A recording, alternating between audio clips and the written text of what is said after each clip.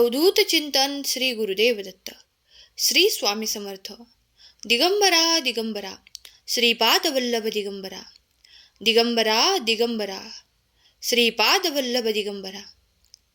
एकदा अर्जुन भगवान श्रीकृष्णांना म्हणतो, देवा, चांगल्या लोकांसोबत नेहमी वाईटच का होत असतं? तुम्हीच असं बऱ्याचदा विचार केला असेल की जी लोक चांगले कर्म करतात ते कायमच टेन्शनमध्ये असतात आणि तेच दुसरीकडे जी वाईट कर्म करत असतात ती लोक मात्र आनंदाने जीवन जगत असतात. चांगले कर्म करणारेच का बरं चिंतेत असतात आणि त्यांनाच का बरं एवढ्या परीक्षा द्याव्या लागतात? पण दुसरीकडे जी अधर्म करत असतात ती मात्र आनंदाने जीवन व्यतीत करत असतात. असे का बरं होत असेल? जर तुम्हाला सुद्धा हा प्रश्न पडला असेल तर या प्रश्नाचे उत्तर या संदेशामध्ये तुम्हाला भेटणार आहे. त्यासाठी तुम्ही या संदेशाला लाईक करून चॅनलला सबस्क्राईब करा.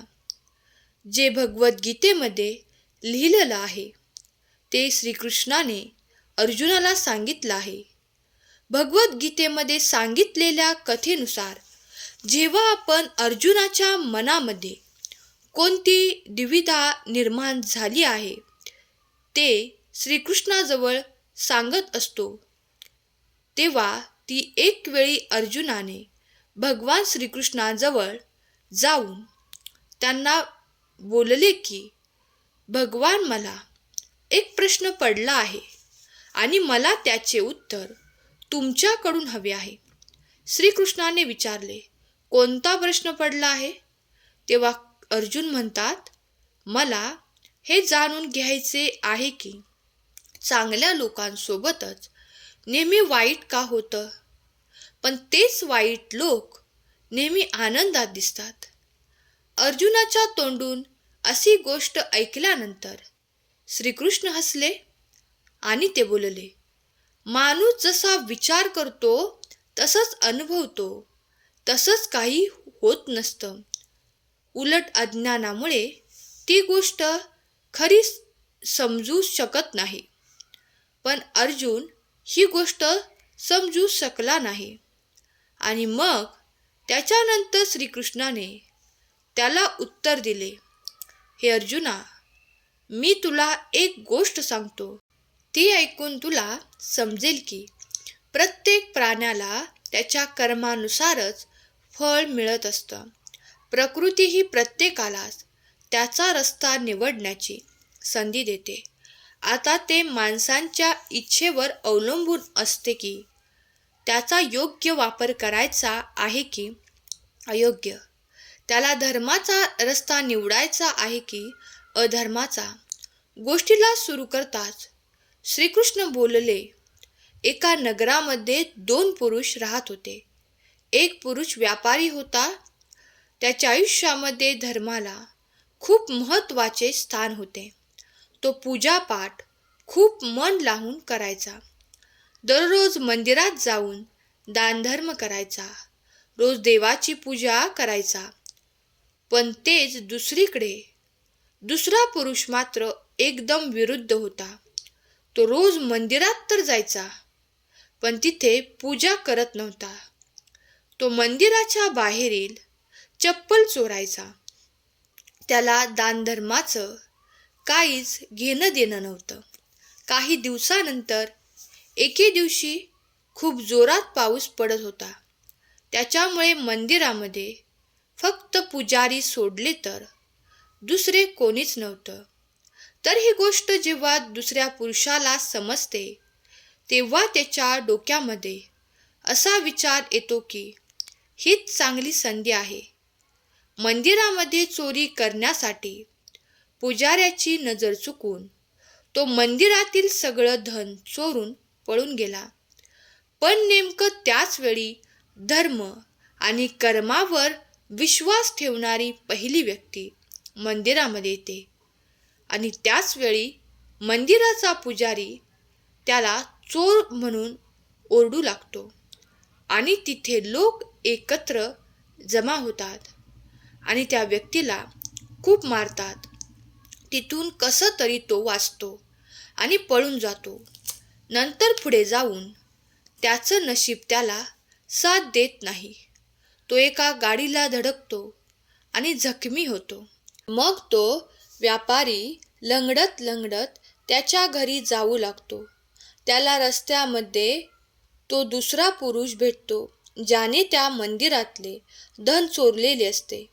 तो बोलतो, आज तर माझं नशीब मला खूप छान साथ देत आहे. मला एवढं सगळं धन मिळालं आहे. हे सगळं बघून त्याला खूप वाईट वाटतं आणि घरातील सगळी देवाची चित्रे काढून तो पहिला पुरुष फेकून देतो. काही वर्षानंतर त्या दोन्ही पुरुषांचा मृत्यू होतो. ते दोघे मेल्यानंतर यमराजाच्या सभेमध्ये जातात आणि तो पहिला पुरुष तर दुसऱ्या पुरुषाला बघितल्यानंतर त्याला खूप राग येतो आणि तो रागाच्या भरात यमराजाला विचारतो, मी तर कायम चांगलेच कर्म करत होतो. दानधर्मावर पण माझा विश्वास होता, पण त्याच्या बदल्यात मला आयुष्यभर अपमान आणि त्रासच मिळाला आहे. या व्यक्तीला धनाची पेटी मिळाली. हा भेदभाव का? यावर यमराज बोलले, तू चुकीचा विचार करत आहेस. ज्या दिवशी तुझी गाडीला धडक झाली होती तो दिवस तुझ्या आयुष्यामधला शेवटचा दिवस होता. पण फक्त तुझ्या चांगल्या कर्मामुळेच तुझा मृत्यू एक छोटाशा अपघातामध्ये बदलला. तुला त्या दुष्ट व्यक्तीबद्दल जाणून घ्यायचे आहे का? तर त्याच्या भाग्यामध्ये राजयोग होता, परंतु त्याच्या कुकर्मामुळे आणि अधर्मामुळे ते फक्त एका छोट्याशा धनाच्या पेटीमध्येच बदलले आहे. ही गोष्ट ऐकल्यानंतर श्रीकृष्ण अर्जुनाला विचारतात, अर्जुना, आता तुला तुझ्या प्रश्नाचे उत्तर मिळाले आहे का? परमेश्वर तुमच्या कर्मांना नजरअंदाज करतात तर हे पूर्णपणे चुकीचे आहे.